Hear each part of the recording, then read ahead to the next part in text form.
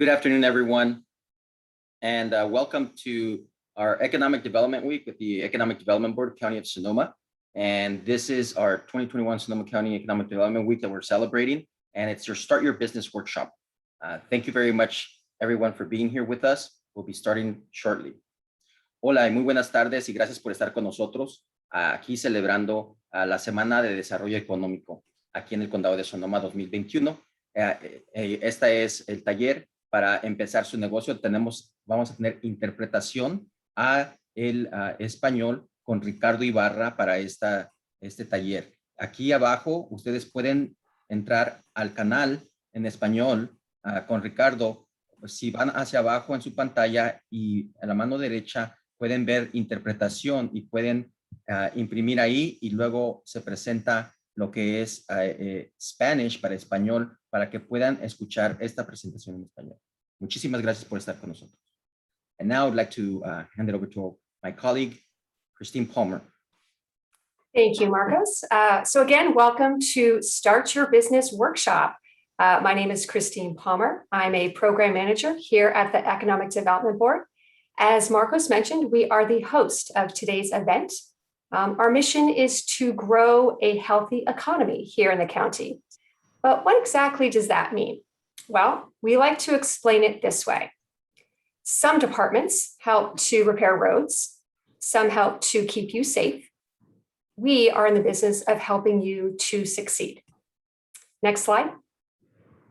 Our small business development team provides a host of services to help your businesses get up and running. So I'm going to take a moment and introduce the rest of our group. So if you could give a wave as we go. We have Lauren Cartwright, who's focusing on established businesses and financing. We have Marcos Suarez, our business diversity manager. And our newest member, Patty Andrews, who is focusing on employee and workforce training programs. Next slide, please. So during this workshop, our goal is to help simplify the process and make it easier for you to launch and grow. Each team member will be focusing on one of 4 key areas: researching your market, finding financing for your startup, permits and licensing, which is a really tough one and the one we probably get most questions about, and then adding workforce. So as we go through the presentation, please feel free to put any questions you might have in the Q&A, and we'll make sure to allow time at the end to answer it. So let's get started. Next slide. So I'm going to kick us off by talking to you about understanding your market. So as you know, starting a business can carry much risk. So as an entrepreneur, you can diminish these risks by doing your homework early on and deciding if your business venture is going to work. Next slide. The research has shown that the #1 reason why businesses fail, the math just does not work. There is not enough demand for the product and service at a price that is profitable to you. Next slide. To help combat that, the EDB has launched a set of business tools to help you better understand your market. So although this information is readily available, we find that businesses do not access it either due to lack of time or money. So we are making this available for free to give our businesses a competitive edge. So over the next few minutes, I'm going to provide a brief overview of the services and tools and how you can utilize them. Next slide. Many businesses lack reliable information on current market conditions. So we subscribe to something called IBIS World Reports. There are over 1,500 reports. They are updated quarterly, and they tell you what's happening in your sector. Is it growing? Is it shrinking? Who are the players? What's the growth projections in the next 5 years? In this example I have before you, it is a report on pet grooming and boarding, which, as you can imagine, had a very uneven year in the last year. So while pet grooming itself did quite well, boarding did not, because people were not traveling. However, the outlook is looking positive for the next few years. They are projecting an 8.2% growth in this industry. Next slide. These reports can also answer probably the most important question, which is, who is your target market? which is a key component to determining whether you're going to move forward and finding out where they're located. But is there enough demand for my product and service in Sonoma County? Just a note, these reports normally cost over several $100s per report, and we are offering and able to provide them for free. So for example, in this slide where you're going to see who is the top user of pet grooming services. We find the number one top user, married couples, no children between 30 and 49 years of age. And the second market is empty nesters between 50 and 64 years of age. What services do they spend their money on? Well, you can see pet boarding is the biggest moneymaker in this sector, followed by pet grooming and a little bit of pet training as well. Next slide. So once you know your target market, the challenge is to find out where is your target market located in the county. So we subscribe to something called ESRI, Business Analyst Online, and it provides demographics for our community, age, gender, household income, ethnicity. It helps to answer where is your market located in Sonoma County. And as you can see, I created a customized map as an example for you of dog owners or households with dogs. And we can do kind of a heat map and look at various areas if you're looking at particular locations.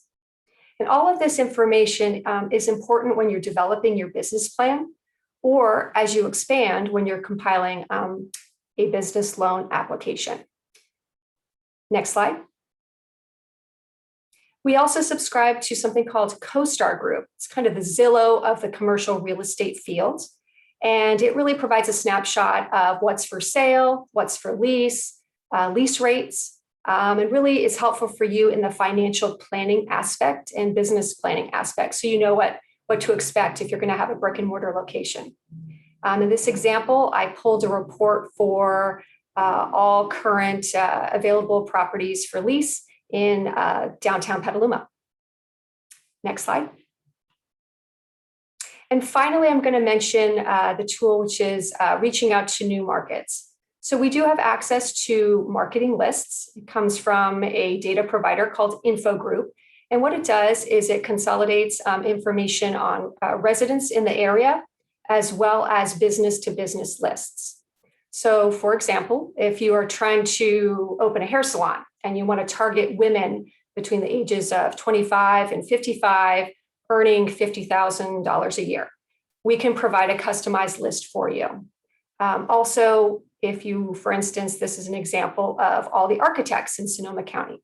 If your business is trying to reach out and find out who those are to market your contracting services, this list can help.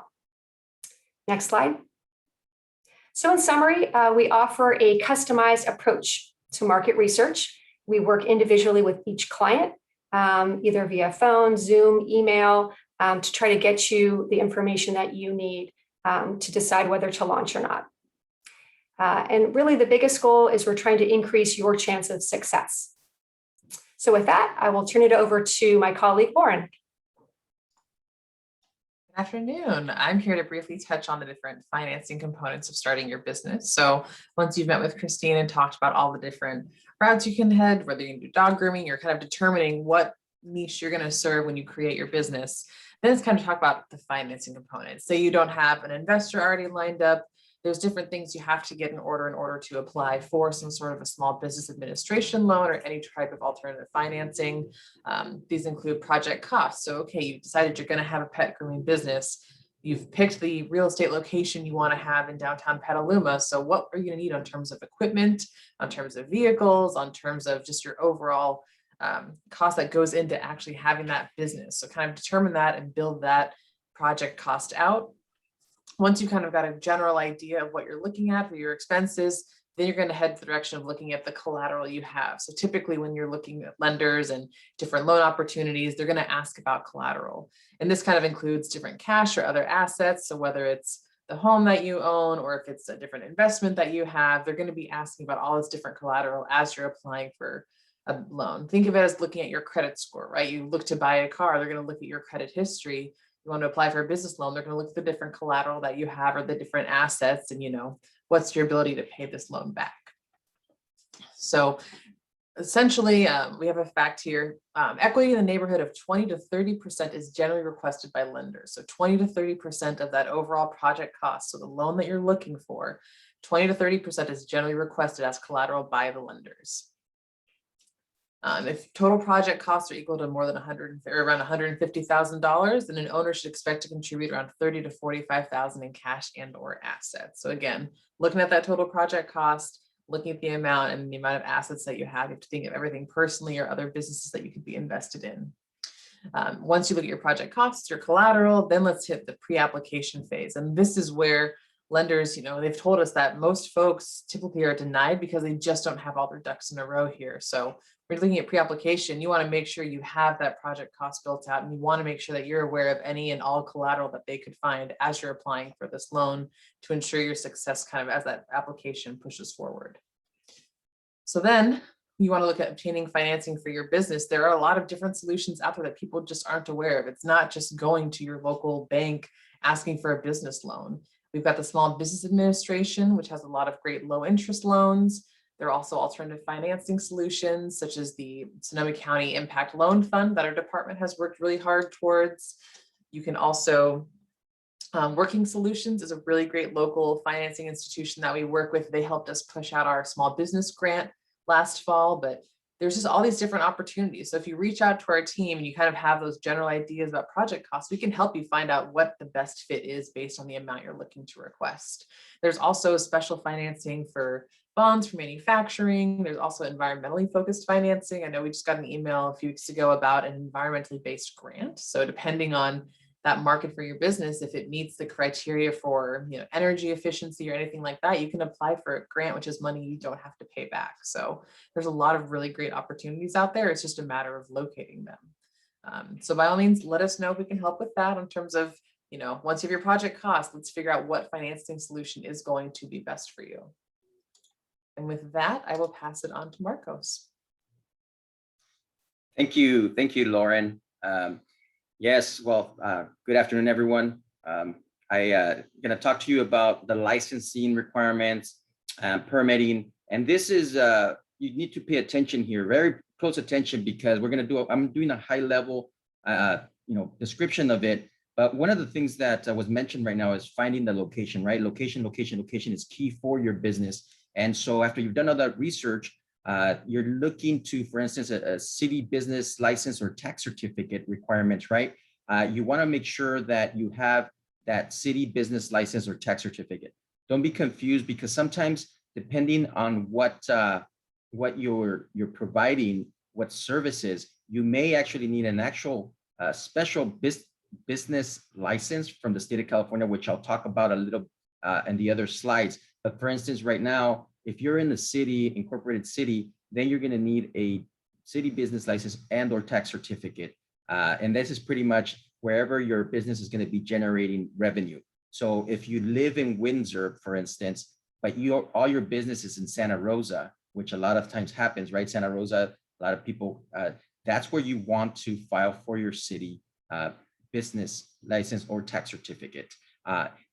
If you're in an unincorporated areas of the county, there is no license required or business tax certificate in unincorporated areas. And what we do, and we can offer you, if you are in unincorporated areas, is a letter from the county stating that, because I know sometimes when you go to different, they're going to ask you for that business license or tax certificate, which is not available through the county, but we can work with you on that.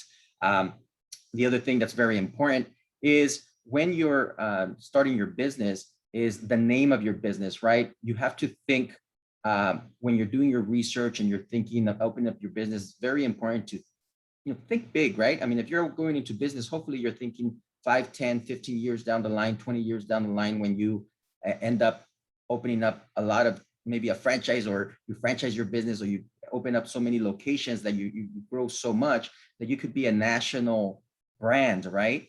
Let's say Coca-Cola, let's talk about Coca-Cola, right? But if you want to make sure that the business that you choose, no one else has it, especially at least minimum in the US. So you want to make sure that you do your research, and you could even go on the Secretary of State website and find any company names that to make sure that the name that you're choosing is not being used by someone else. And when the fictitious business name statement, for instance, when you need to file it, is when you start your business and your business does not have your surname on the business, like for instance, Coca-Cola, right? So it's important to register your business as with a fictitious business name statement. That way you can say, for instance, John Q is conducting business under Coca-Cola. And that way people know how to contact you, how to be able to service you for whatever reason. And one of the important things here with the fictitious business name statement is that you have to file it at a Sonoma County clerk's office. You could do that online.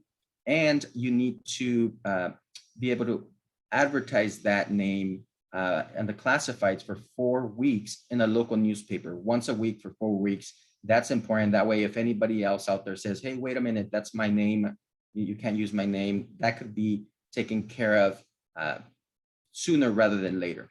And then also you want to make sure that you register with the California Secretary of State. This is if you end up opening up, like let's say you want to file for a corporation or an LLC, because this becomes a separate entity.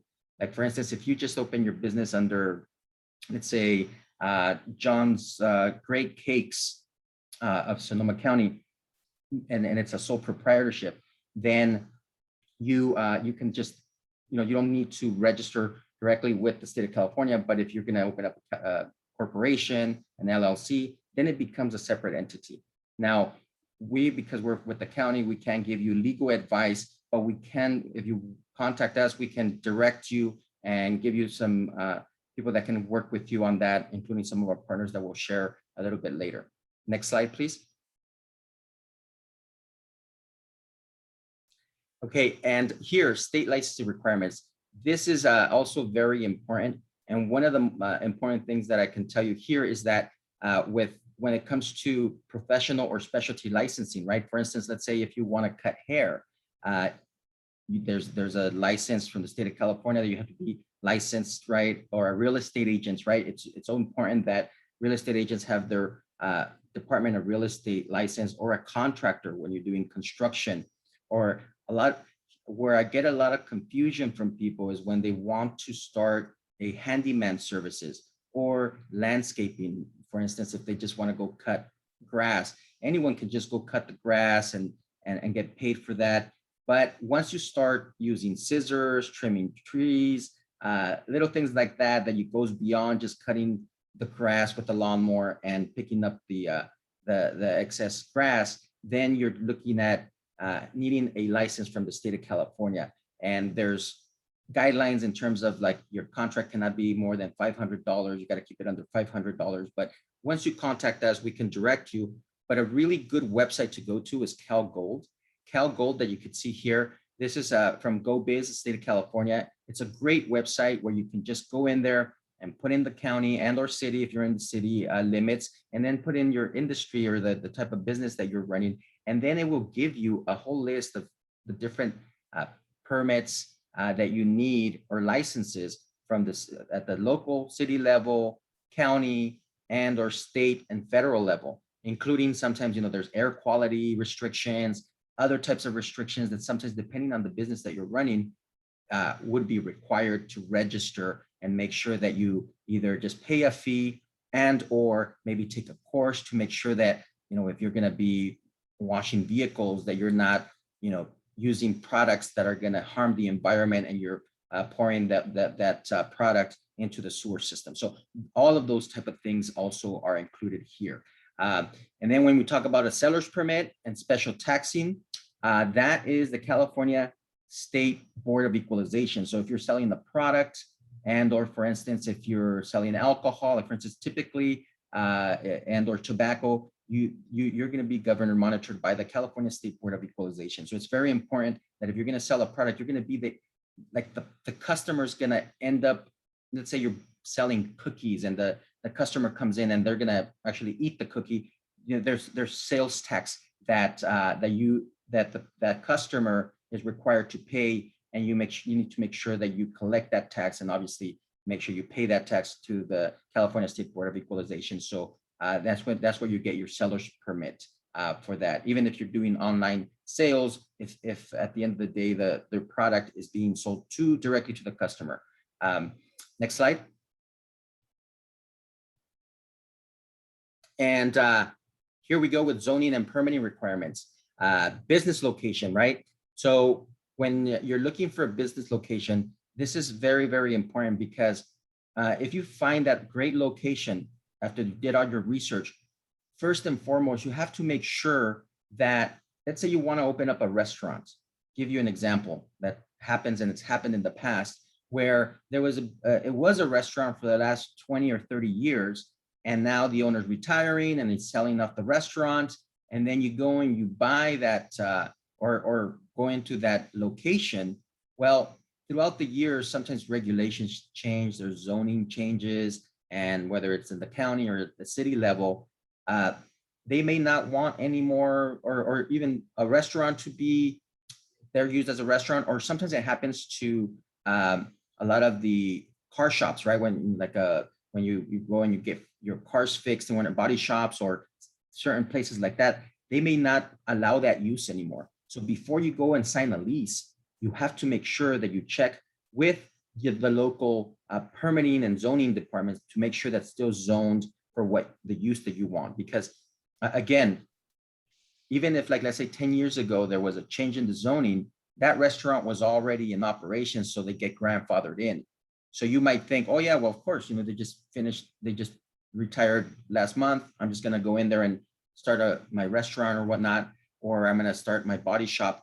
Well, that's because they're grandfathered in. Later you find out, oh, you can't conduct business there because the zoning was changed. And whenever there's a change in ownership or a new person going into a lease, then it goes back to whenever that changed. So very important. You could always contact us if you have any questions, but make sure that you are doing all that research. And in the unincorporated areas, you go to Permit Sonoma, and right now it's so easy to go through Permit Sonoma and do it online. And of course, and then in the incorporated area, there's all the different cities that you can go to their departments and make sure that you inquire about the location and all the zoning and permitting that's required. Now, in all of Sonoma County, if you're going to be your business, you're going to be having food and beverage products, services, the County of Sonoma Health Services is where you would go in the Environmental Health Food Safety Program. So you have to make sure that, for instance, again, that location, that building, that restaurant, let's say, that they'll still allow a restaurant there.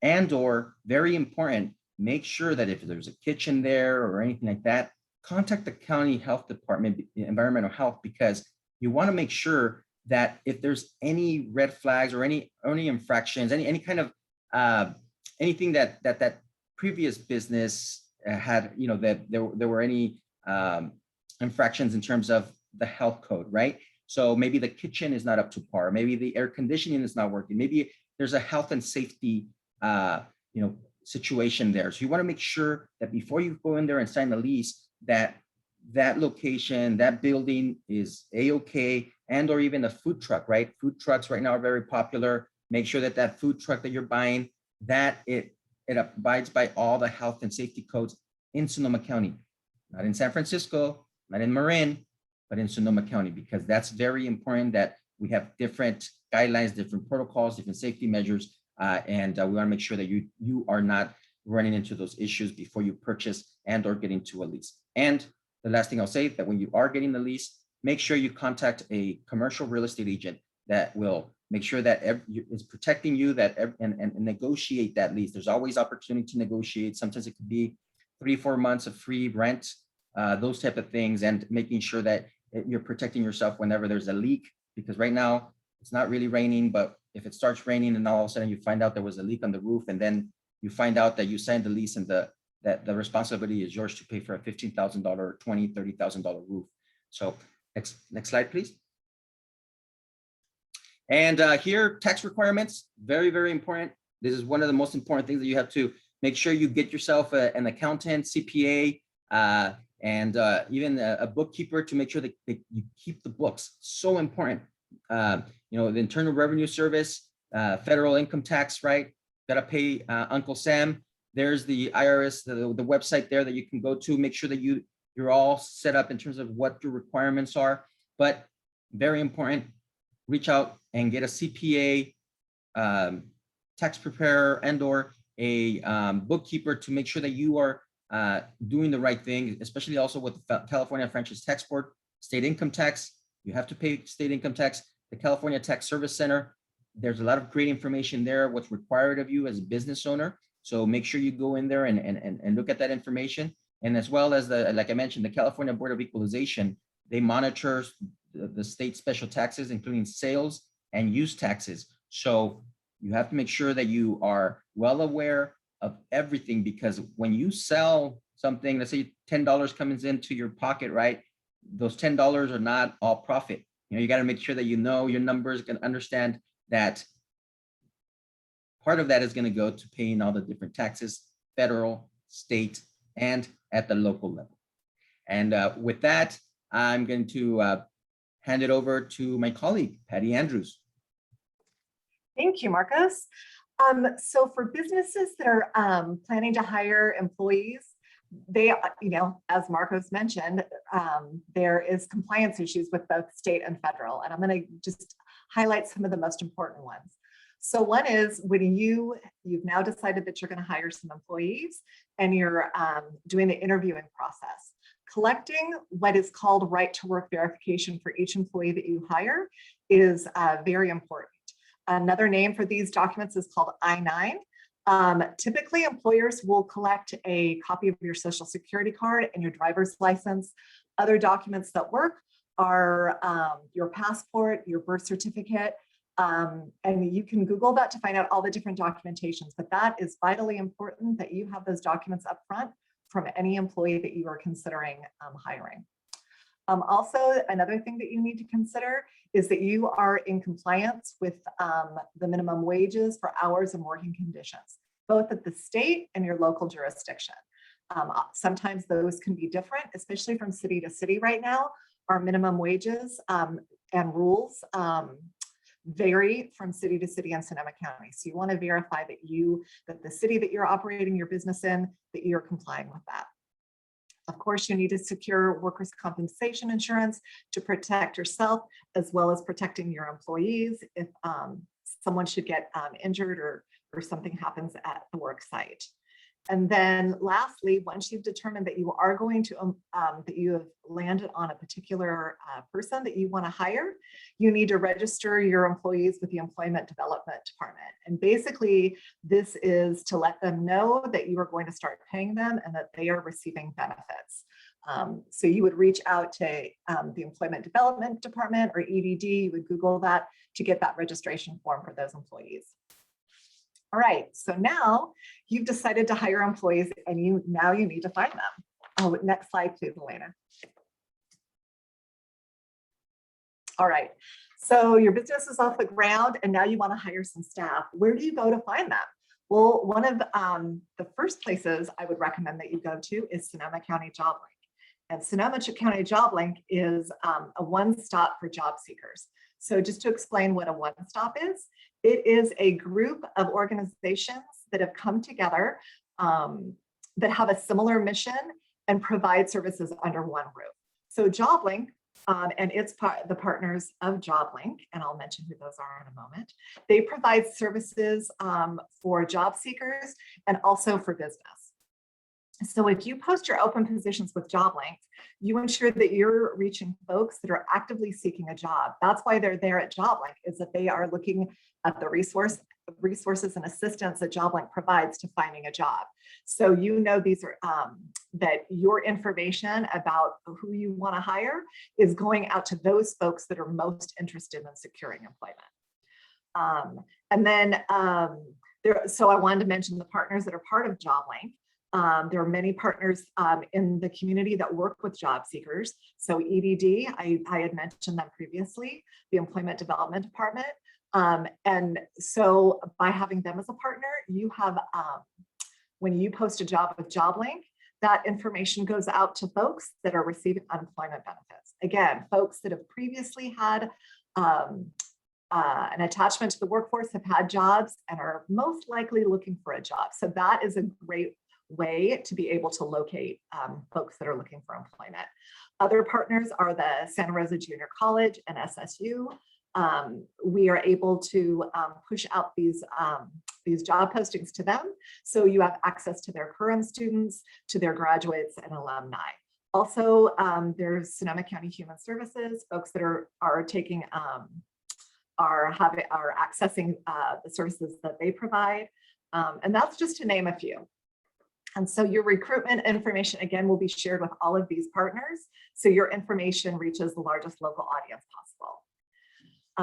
And then so also there is some funding incentives that are available to you as an employer for both new and current employees. One that is for a new employee is on-the-job training funding. Oftentimes employers like to train their own folks that they're bringing into the work site. So basically what happens is with this funding, a contract is written about the training plan that you're going to provide. And then the employer is, if approved, the employer is reimbursed 50% of that person's wages, up to $10,000 or 6 months of employment, whichever comes first. And then there's other funding resources that are available for folks that are currently employed. So incumbent worker training funds. These training funds are for folks that are currently employed and that you need to upskill in some way to improve your business, to improve their skills so you can retain their employment. So an example of this is a winery that we worked with in the past. They had purchased new equipment and they needed to train their staff on how to utilize that equipment in order for them to stay employed. So they received funding to offset those training expenses so that they were able to upskill those folks, give them a wage increase, and then that also provided an opportunity for them to hire other folks at an entry-level position. So this is a great way to great funding source for you to grow your business and to expand, to take advantage of that. Another one is called the Employment Training Panel, and that is from the state. And it's similar to incumbent worker training funds, but at a higher price point, and they provide more services. Basically, you put together a training proposal, and we shepherd that through. So we help you. We know that filling out some of these forms and applying for some of these grant funds can be arduous and can be kind of confusing, especially when you work so hard just running your business. So we are really there to handhold and help you go through this application process. So the Employment Training Panel, you basically, with our help, write a proposal, and then that goes to the state, and there is a panel of employers that review your proposal, and then you can be funded for up to $500,000. Again, to expand your business, to stay competitive, to train your employees. There's lots of different ways that funding source can be utilized. Also, some other financial benefits that we want you to take advantage of are various state credits. And one of the most popular one is called the Workforce Opportunity Tax Credit, or you might hear it called the WOTC. Definitely less of a mouthful. And how you qualify for this funding is by hiring somebody from a target group that is having a difficult time being able to secure employment. So some of these folks would be people that are on public assistance, folks that have a justice-involved background, but make great employees. And then the one that is probably going to be the most common eligibility criteria coming up is folks that have been unemployed for a long period of time, so more than 27 weeks. And as we come out of COVID, we know many folks out there for various reasons separated from their employer, whether they were laid off or they had to quit due to not having childcare issues or schools being open or whatnot.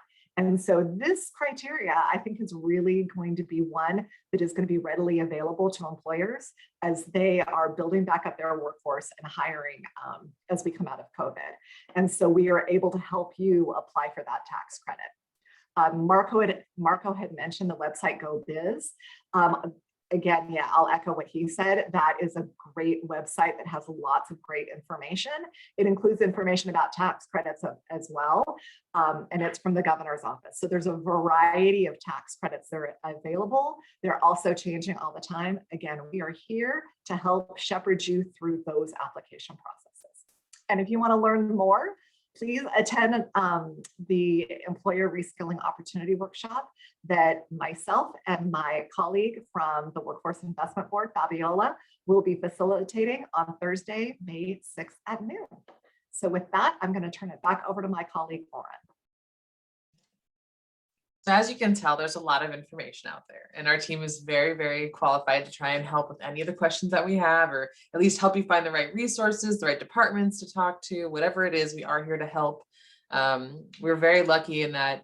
So we're with the unincorporated area primarily. We have some really great regional partners. So beyond our city partners and our local chambers, we also have the Napa Sonoma Small Business Development Center. This is part of the SBA. It's a free and low-cost one-on-one business counseling, training, and workshops that are available through the SBDC. They have a fantastic crew of business advisors. So say you reach out to us and you decide you want to have that pet grooming shop, or you want to have that restaurant, but maybe, I've never started a restaurant, so I don't know every single detail. We can make a great referral to the SBDC, where they've got business advisors who have tons of expertise with some of these really special markets and just kind of industries and business activities out there. So the SBDC is great. They can help with the business plans, the financial projections. We're talking about project costs, helping determine locations. They may even have some advice on how you can even make your idea better than what you're already thinking of, or just different things to take advantage of. So they're a great partner in the area. We also have North Coast Score, and they also offer great business mentoring, local online workshops, and they have a lot of really great templates on their website. So say you aren't quite ready to reach out to us or SBDC, you can always go to the SCORE's website and look at some of their templates and just get a good feel for what a business plan looks like and how you should be pulling your costs together and what a budget template looks like, and just start, plug and play with some numbers, some ideas. And just once you have that, then you can kind of reach out and say, here's what I've started, here's where I think I should be going, and we can definitely help fill any of the gaps. So there's tons of resources out there. We're very lucky in Sonoma County. We fostered a business. We want entrepreneurs just to come up with any idea that they have to try and succeed, and we're here to help. So with that, I think we're going to transition over to our Q&A for the session. And team, we've got a few questions. I was just going to divide and conquer, if that sounds good to you. One of the first questions, and Christine, I know you've helped with a lot of startups during COVID that have come in. So one question is about operating a business online and if a business license is required. Do you want to tackle that one? Sure. So the short answer is whether you need a business license depends on where you are located. So if you are in one of the 9 cities of Sonoma County, yes, you do need a business license, even if it is an online business. So you'd be considered a home-based business, and you would apply for a business license and then most often a home occupation permit in addition to that. If you are not located in one of the 9 cities, unincorporated, you do not require a business license. Thank you. And then Marcos, I know you were touching on kind of the different requirements and licenses and permits and whatnot. We've got a couple questions about fictitious business name statements. Maybe you can help us out with those. One of them is, if you're looking into starting a business, but you're not sure if it will be successful and you want to kind of test it out first, can you still obtain a fictitious business name? So that's before you've even started it, like this is a test run. Yes, typically you want to get your fictitious business name statement within 40 days of starting the business. So hopefully that gives you enough time to kind of try it out. I know sometimes you want to go with friends and family and see if it's going to work. I think one of the very important things that I tell people, depending on what your business is really, and you're wanting to start reaching out to your friends and family. Let them know that you're going to get started in this business, and then just kind of work with them and see how it would work for you. I mean, but make sure the fictitious business name statement, like I mentioned, within 40 days, you can file for it. And if it doesn't work, you can always just, close the fictitious business name and nothing happens. I mean, and if you didn't make money, obviously you report that it didn't work. So it's not too big of a deal, but reach out to us. We can work with you. Awesome. And then also on that note, so is it necessary to file a fictitious business name with both the state and the county, or is it just a county regulation? Well, for instance, let's say you start like a corporation and then you file with the Secretary of State. But if the name is different than what you filed with the state, then you'd need a fictitious business name. In other words, doing business as. A lot of this happens like for real estate companies, right? You start off with the LLC or the corporation, and then you have different branches. You may have real estate and or mortgage, right? And then you give them different names. You do the DBA, but that typically the DBA, you file it with the county of Sonoma County Clerk's Office. And I'd like to just add a few other items to Marcus's comment, and that is the fictitious business name statement is a requirement of the county. So yes, depending on which county you're locating, you will need to file that. I received lots of phone calls in the last year of people relocating their business, moving from San Francisco to Sonoma County. And the answer is you would need a new fictitious business name statement for the county that you're operating in. Yes, thank you, Christine. Thank you. And then I see a question here. If we're aware of any support for businesses that have been affected by COVID with regards to license expenses. In California, the LLC fee is $800 a year. Senator McGuire has mentioned helping support businesses, and waiving the LLC fee would really help.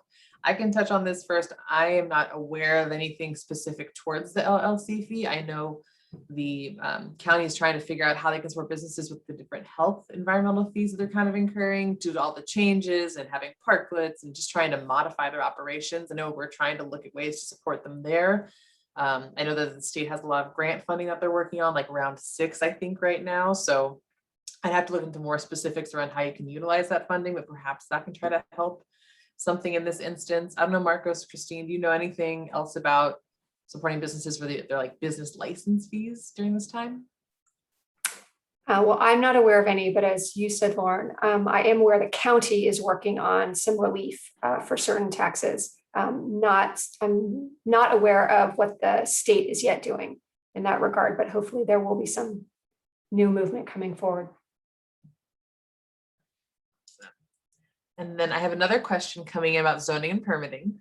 So can we please restate who we ask about zoning and permitting for a business that closed down that will be reopening in the same location in the same industry? And that would be Permit Sonoma. Marcos, I don't know if you want to touch on that, but Permit Sonoma is our local resource management department. So we can make sure we add the website and the link too. But Marcos, Yes. If you're in the unincorporated areas, you go to Permit Sonoma. If you're in a city, then you go to your city to make sure that you get that zoning permit and make sure that you let them know that you're reopening. And definitely in terms of all of this, I'll tell you that working with the state and the federal government, everything's changing constantly. I know that we had heard about all these different helps, but make sure you reach out, register with the State Board of Equalization, register with the Secretary of State. Make sure you register so that you get their emails. And that way, you know, and you're working with them and reach out to them, because a lot of times you'll get it before we do. But I know that right now we've been kind of waiting on all of those type of new help for small businesses. But you'll know that as soon as we know, we're gonna be sending it out through our department. Thank you, Marcos. And then we have a question here from Liz. If we're aware of any grants for business consultancies that are newly formed.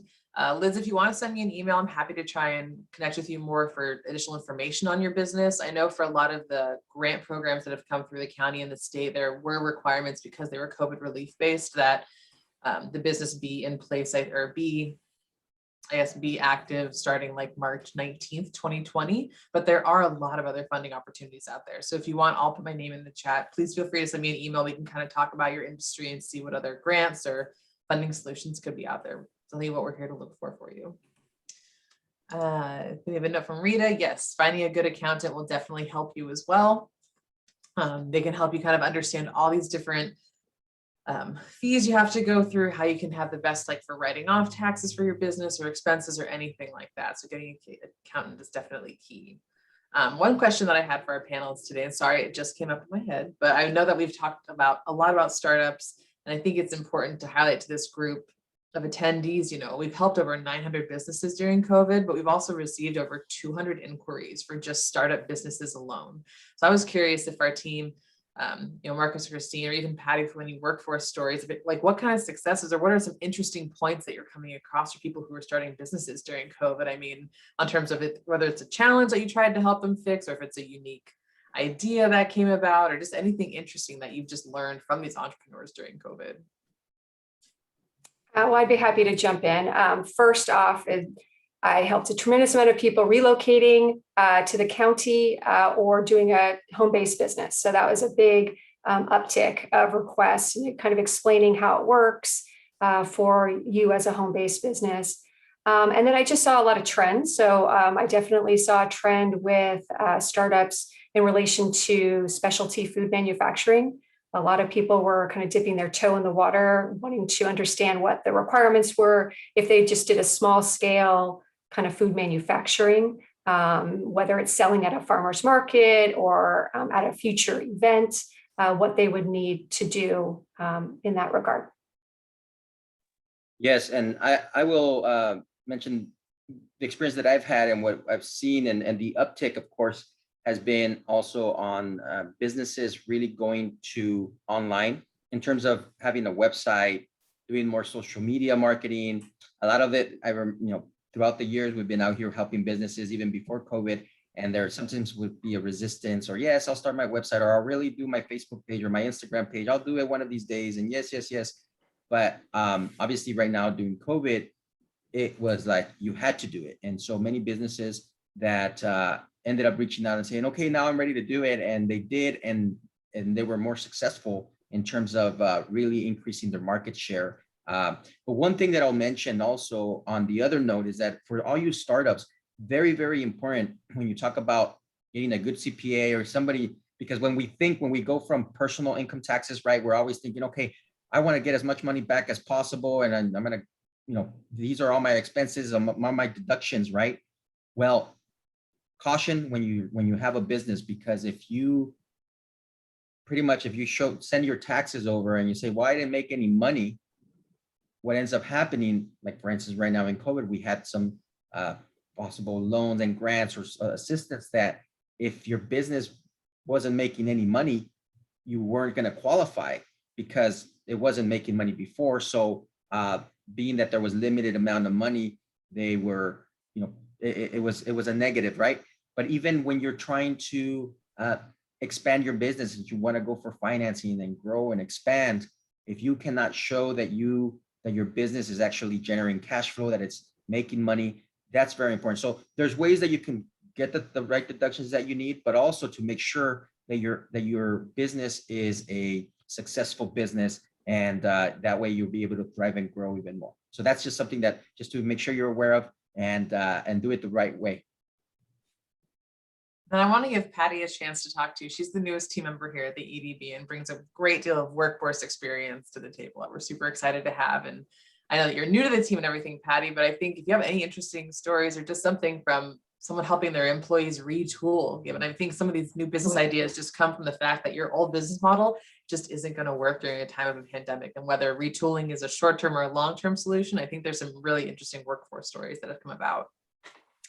So one interesting story with an employer that we are currently working with is, I better not say his name because he didn't give me permission, but he is a manufacturer of food production equipment. And so when COVID started and the close down started, his phone stopped ringing because of course restaurants were getting closed down as well. And really it wasn't making sense for those businesses to invest in new equipment. And so what he learned from the previous recession and what he anticipates is going to happen as we are more and more out of COVID, and it's more in our rearview mirror, is that he will have that same experience of pent-up need come his way. And so what he and his board members decided was that they were going to not lay off folks. He did have folks leave for a variety of reasons, but the folks that wanted to stay employed, he applied for and received PPP funding and to keep that afloat. And then they decided that they were really going to invest in their future business. And so they decided to develop a revised work plan, and they bought new business equipment, much like the winery did that I referred to when I was talking earlier. And so he bought lots of different equipment to upskill his workforce, and they have plans in the works to expand their physical location. So they're going into construction as far as making their site larger so that they have increased capacity. And also being able to compete on a broader level. So though Sonoma County is, Sonoma and our region is very much around food, he decided that they wanted to dip their toe into a broader market space. And so they are anticipating that their business will grow as we come out of COVID. And so he has really invested money. And the exciting thing for us is that we've been able to really help him and him help us learn about all of these different funding opportunities that are coming up from the state and the feds. And we're walking with him, walking his path to help him access those different fundings and putting things together. So I had mentioned incumbent worker funding, and I had mentioned employment training panel funding. Those fundings aren't mutually exclusive. An employer can receive both of them, as well as those tax credits. So this is a great opportunity for both the business as well as us at the Economic Development Board to really learn how we can cobble together these funds and help these employers expand and move to the next level of business. So thank you, Lauren. Awesome. Thank you, Patty. Well, I don't see any other questions coming through, but you've seen our contact information a few times in the chat. Our website, sonomaedb.org, so you know how to reach us. We've been working solid for the last 14 months trying to help folks during COVID, and we're still here to help you with your startup. So please don't hesitate to reach out. Any questions via email? Oh, you are welcome, Rita. We are happy to help. But feel free to reach out. We look forward to working with you, and happy Tuesday, everyone. Thank you. Thank you.